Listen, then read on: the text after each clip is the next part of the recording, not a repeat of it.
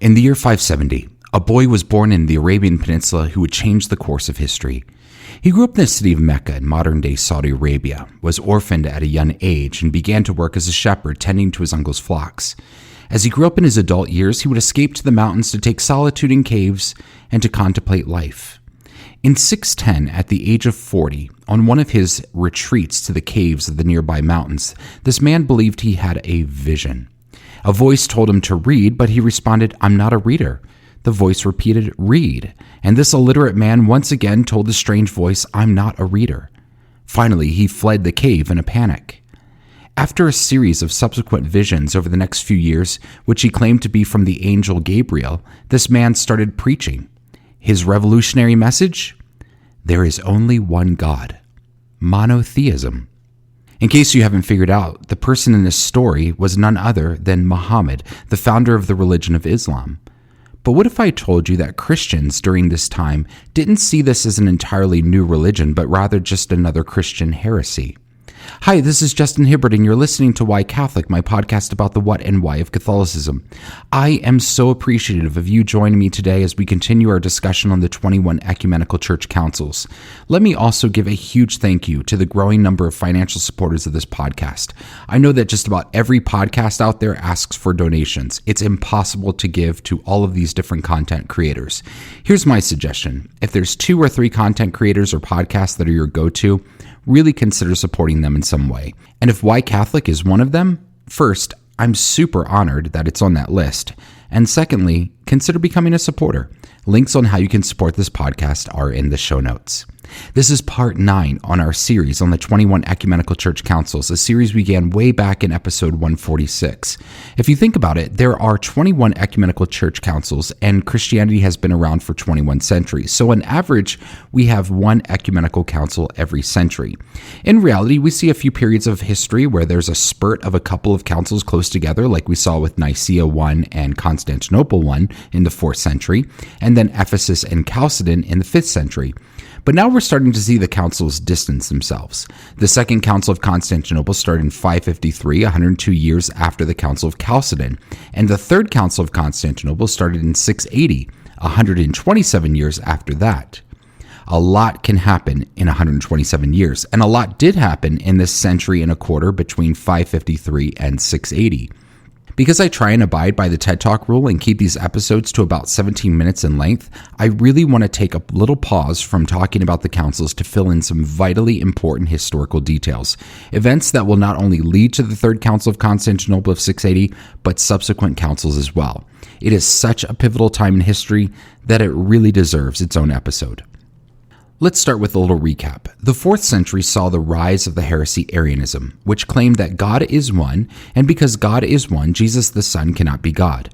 This was condemned at both Nicaea I and Constantinople I in favor of Trinitarianism. Yes, God is one, but God is a complex being made up of 3 distinct persons, Father, Son, and Holy Spirit.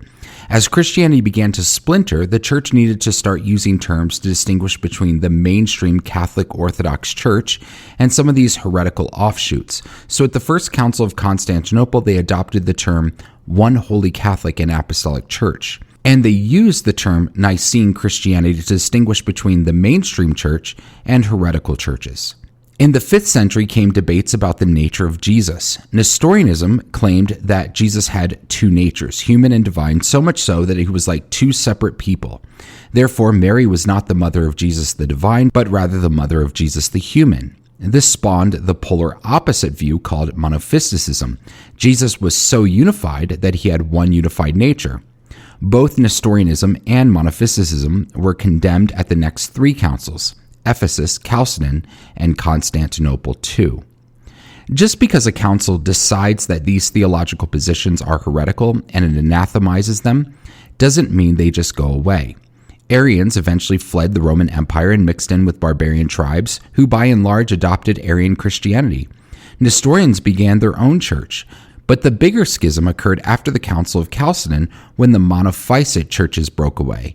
In order to distinguish between the mainstream Catholic Orthodox Church and these Monophysite churches, Christians began using the term Chalcedonian to distinguish between the Orthodox strain of Christianity versus these heretical offshoots.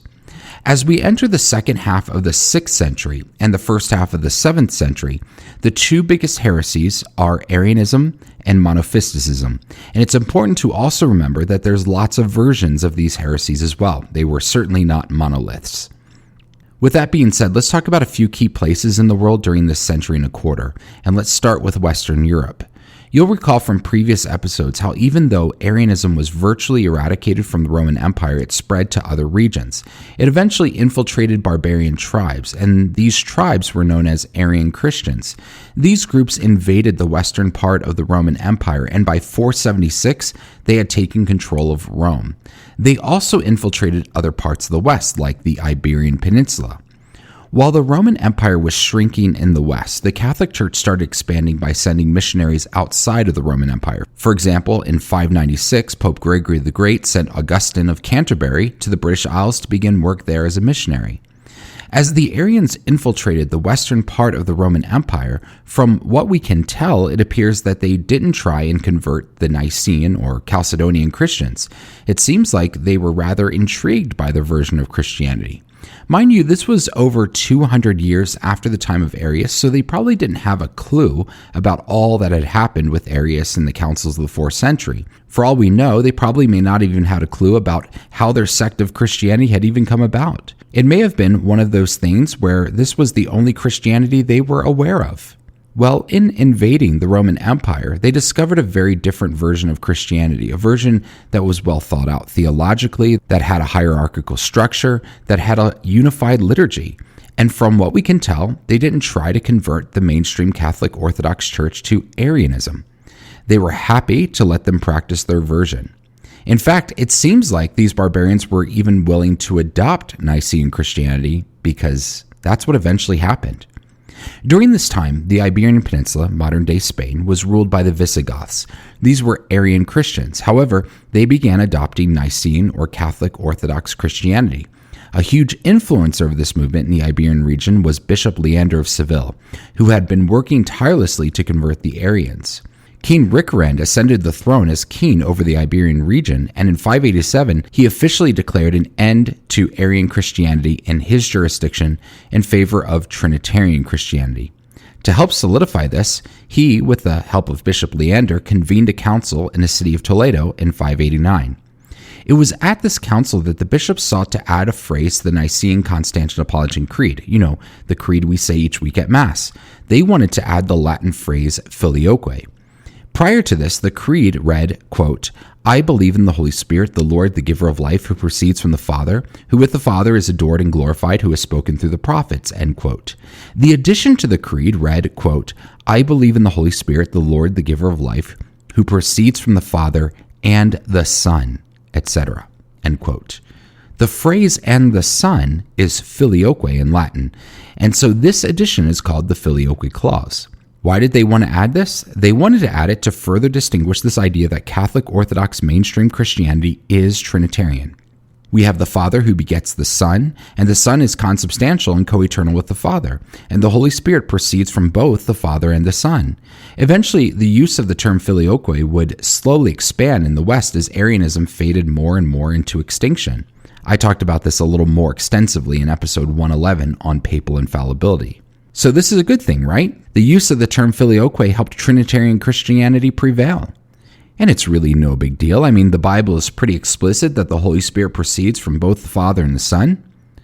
Well, not so fast. Because in the Eastern Roman Empire or Byzantine Empire, they were irate that the West would dare make a change to the creed without at least an ecumenical council. Remember, relations between Rome and Constantinople were tenuous at best. Emperor Justinian was like, let's make Byzantium great again, and the Western bishops for the most part thought he was nothing more than a tyrant. After all, he essentially had Pope Vigilius kidnapped, which we talked about in the last episode. Even today, if you ask a knowledgeable Eastern Orthodox Christian what beef they have against Catholics, I guarantee you near the top of that list will be the addition of the Filioque to the Nicene Constantinopolitan Creed. By the way, when the Pope says the creed with one of the Eastern Orthodox patriarchs, he actually doesn't say the Filioque clause. They stick to the original Nicene Constantinopolitan Creed.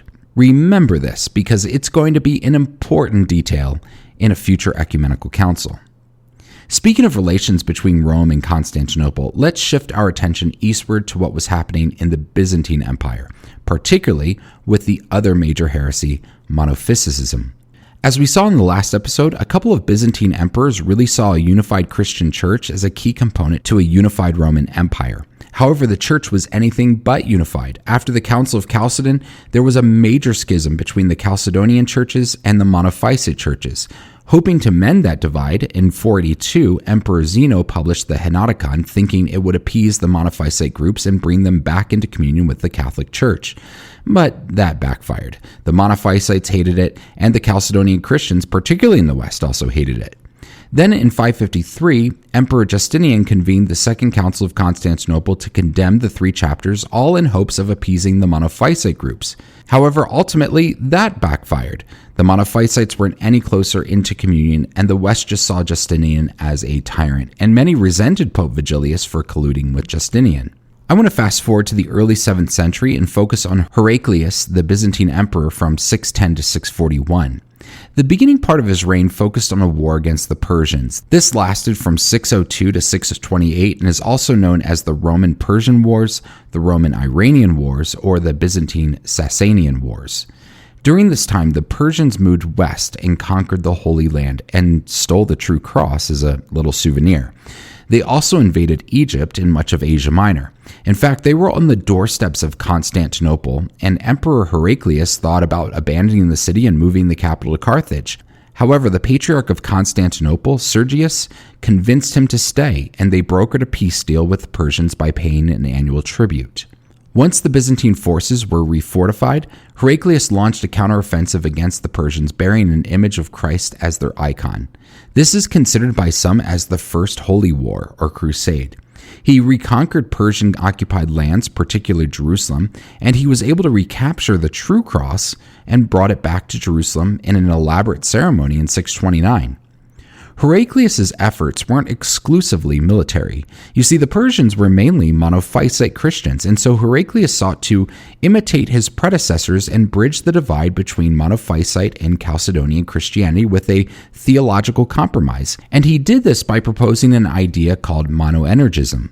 Basically, this stated that Jesus had 2 natures, human and divine, but he had a unified energy that enabled them. You can kind of see how one might think this would appease both the Diophysites, otherwise known as the Chalcedonian Christians, and the Monophysites. However, this was rejected by the Patriarch of Jerusalem. By the way, don't confuse monoenergism with monergism. Monergism is the Protestant Reformed belief that God alone is the agent of human salvation. That's very different than this topic of monoenergism, which states that Jesus had 2 natures but a unified energy.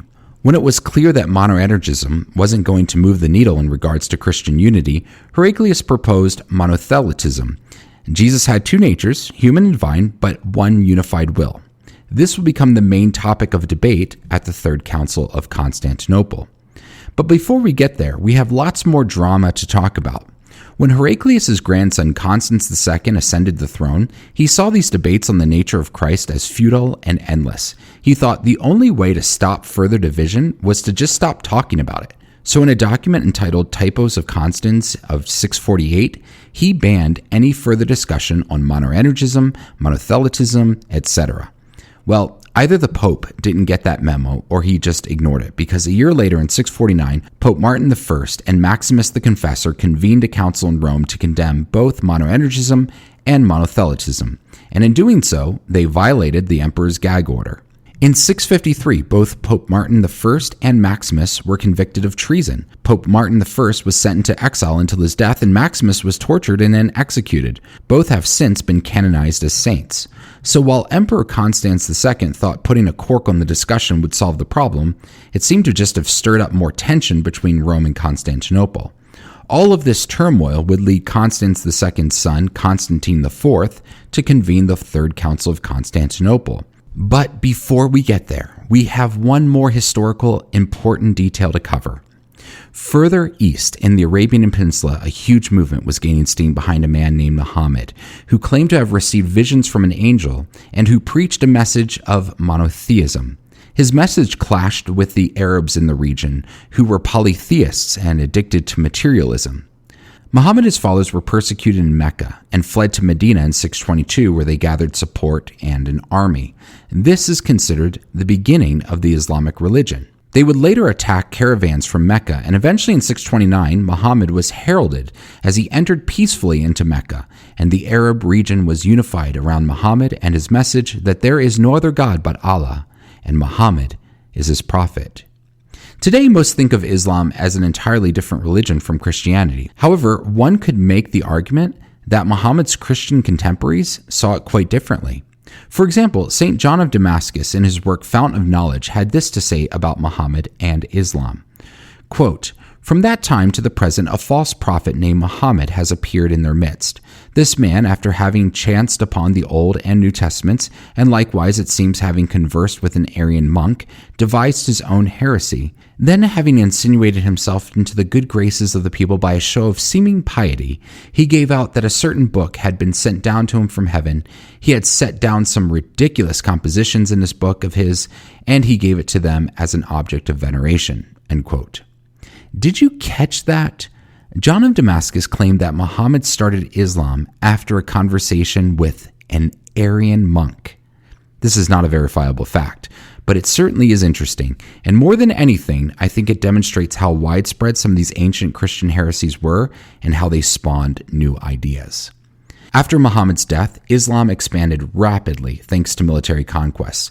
With the Byzantine Empire and Persia reeling after their lengthy war, the Arabs took control of Persia, and then they conquered the Holy Land, North Africa, and they even attacked Constantinople. Constantine IV ultimately had difficulty setting a date for the Third Council of Constantinople because he was busy defending the city against the Muslim invasion. Eventually, a brief period of peace presented itself in 680, allowing for the church to gather in what would be the Sixth Ecumenical Council, and that is where we'll pick up next time. Thank you for joining me for Why Catholic. Be sure to subscribe to Why Catholic wherever you get your podcasts. And you can also subscribe to my Substack site and get the next episode in your email inbox. As a subscriber, you get a special discount code to the Why Catholic Etsy store. If you've been blessed by this podcast and you're feeling generous, there's also a way to financially support it, and patrons get some extra perks. To become a free subscriber or a patron, just go to whycatholic.substack.com/subscribe. Also join me on Instagram at whycatholicpodcast, all one word. Thanks again for listening. My name is Justin Hibbard, and this is Why Catholic. God bless you.